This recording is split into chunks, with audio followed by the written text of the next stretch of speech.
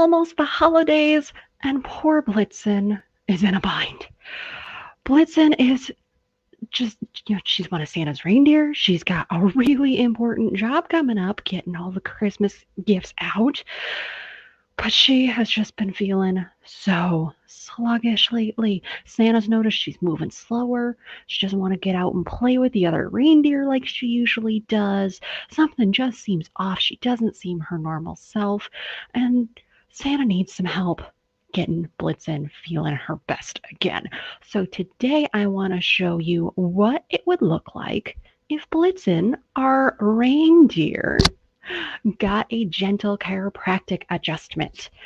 So we're going to just dive on in so that for those of you who are curious what the heck gentle chiropractic care for pets or reindeer looks like, this will help reveal some of that mystery for you so you've got a clearer idea on that.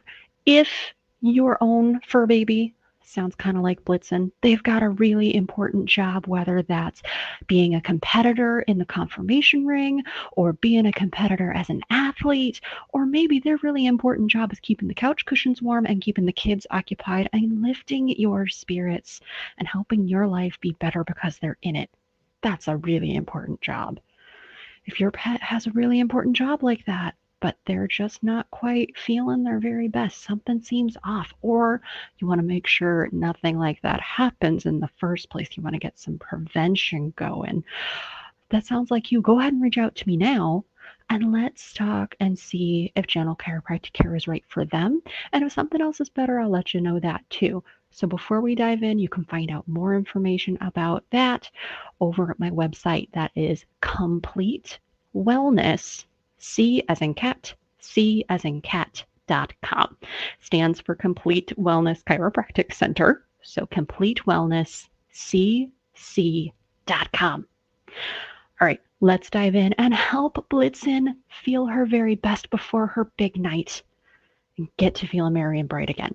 So when we're working with fur babies, whether they're reindeer or dogs or cats or any other critters, I have adjusted goats before and horses as well. When we're working on the fur babies, just like I do when I'm working with humans, with you, first thing I'm going to do is see what muscles are tight that shouldn't be, because that's a really good indication that something's off. If something's tight, if something's really warm, that tells me it's inflamed.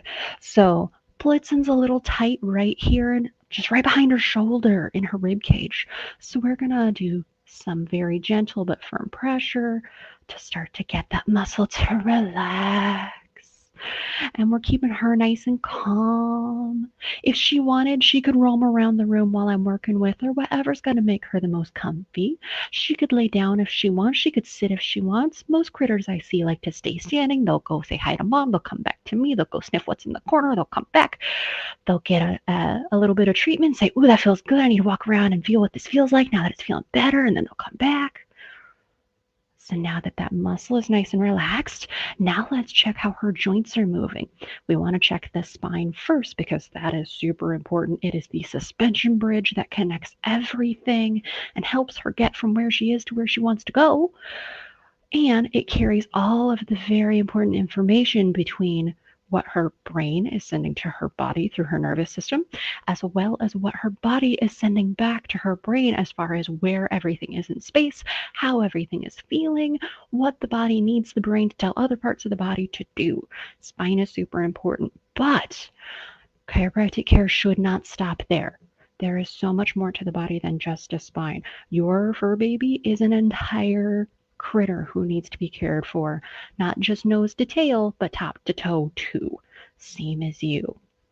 So we're going to start in the spine and then we'll check her legs as well. Starting in the spine, I like to start at the back end. That's a little less offensive than going right for their face. We're going to check how each joint is moving and help things that aren't moving so well with really gentle pressure. I'm going to support her from underneath because you know how a suspension bridge will bounce when somebody obnoxious jumps on it? I'm thinking back to a vacation with a pedestrian suspension bridge and my mom being seasick as all get out while my cousins and dad are jumping up and down in the middle of it. So dogs and other four-leggeds and reindeer are the same. If we start putting pressure in the middle of the suspension bridge, it doesn't have very much support. It makes it a whole lot harder to make everything move, and it makes them feel really unstable. So I'm just going to support underneath that bridge while we check joint motion so that we can really isolate, is it this joint or is it that joint, instead of is it the whole spine. We want to be really specific and really gentle. So I'll come right to the pelvis. How's this side moving? How's this side moving? Well, this side needs a little bit of love. So here's an adjustment. That's it. It's really subtle. We don't use any clickers. I don't use any clickers because that can be really scary and kind of sensory overwhelm for our critters. So we don't want to do anything that's going to make them tense up any more than they already are. We want them to be really, really relaxed. So everything is done by hand and done very, very gently. We're going to check the base of the sacrum. That's the base of the pelvis. That's moving good. And we're going to continue up and check other parts of her spine. Like there's one more little spot right there.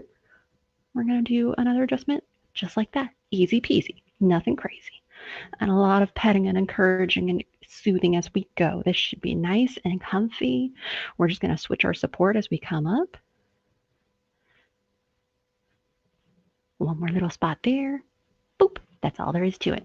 Now we're going to check how the joints move in another direction. There's one spot right there. We're just going to support.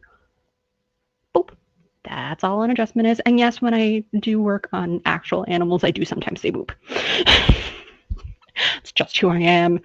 One more spot there. There we go.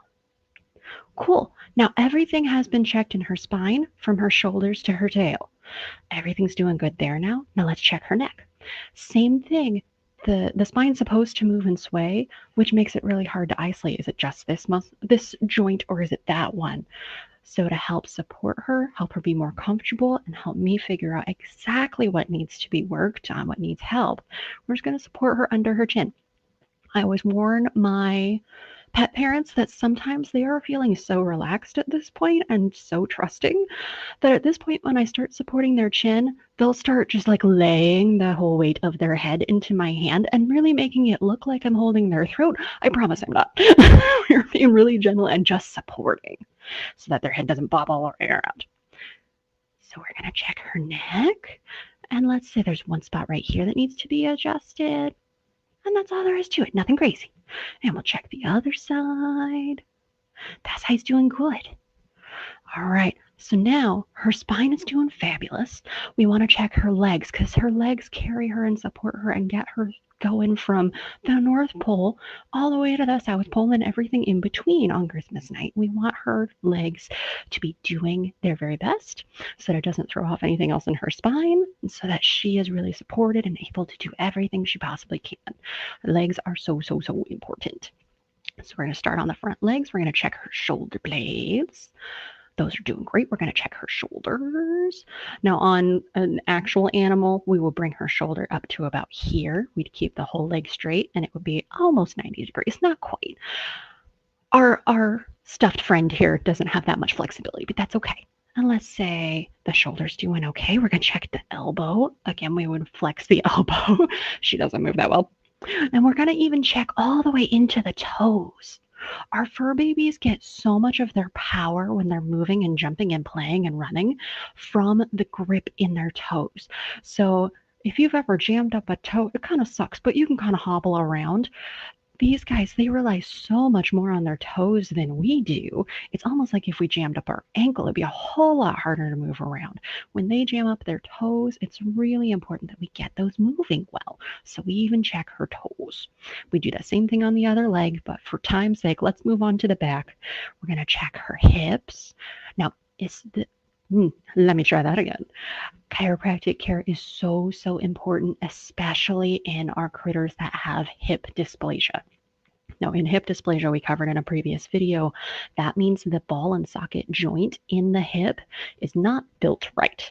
And it can be built wrong a few different ways, but it means that instead of relying on the structures of the joint itself to keep this joint moving well and being happy and healthy, now it has to rely on all of the muscles around it instead. And a lot of our fur babies can cope pretty well with that for a little while, but everything else just gets more strained. It's like if one person at work is no longer pulling their weight, now everybody else has to pick up the slack for them, and they might get tired out a little faster and a little more put out a little faster.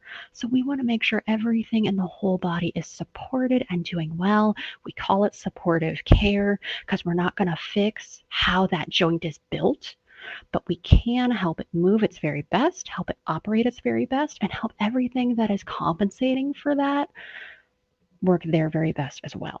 So we check the hip joint. Blitzen does not have hip dysplasia, so we're actually going to adjust her hip joint because we can, because there's a hip joint there. So we're going to support here. We're going to do just a little impulse with this hand. Boop. That's all an adjustment is. And yes, these very small motions are exactly what it looks like in real fur babies. It is a very small, very subtle move. I'm moving a very small, very subtle joint. I'm not trying to move the whole animal across the room. That's rude. We want to be really gentle and really specific and just fix what needs fixing and not go any more than that. We want to keep them happy and healthy, and we don't want to overdo things. So hips doing good. We're going to check knee. Knee's doing great. We're going to check hock. That's their ankle. That's doing good. And again, I would flex this and make sure that we have full range of motion in a real animal. Blitzen's a little stiff today. And we're going to check those really important back toes. And those are doing good so she can have good motion, have good grip, and be able to go run around the whole world delivering all those toys. And we would check the other side. Now, one more thing that I like to do, especially in our fur babies, it's really important, is checking their tail. Because tails are really important not just for expressing their emotions. They are very important for that. But the spinal cord, while it doesn't run through the tail, the spinal cord stops higher than that. Spinal cord stops about here. There's a piece of tissue, call it a sock, if you will, a stocking around the spinal cord that is kind of like a tether. So if you have a hammock, you've got the piece of rope that attaches to the pole that the hammock's hanging from. That piece of rope on the hammock does connect all the way into their tails. So sometimes, especially if they're having more of a nerve problem, we want to check the tail along with everything in the spine to make sure there's no undue tension or something wonky in the tension on the spinal cord itself. So to check the tail, we're just going to come down here and go wiggle, wiggle, wiggle on each little segment and get those all moving well. It's also really important to do that in our critters that have docked tails because there is still that tissue connection to the spinal cord, even though the full tail isn't there. So now Blitzen is feeling her best. We've got all of her joints and all of her muscles back to normal, doing what it is that they're supposed to do at their very best so that she can be her very best. So now she can run off and deliver all of those toys with the other reindeer and with Santa and feel merry and bright on that very important night. If this sounds like something you want for your own critters, whether they're having a challenge now, maybe they're slowing down like Blitzen was, something just seemed off, maybe they have a diagnosed challenge, like maybe their elbows are, words are failing me at the moment. This happens sometimes. I'm going to take a drink of water.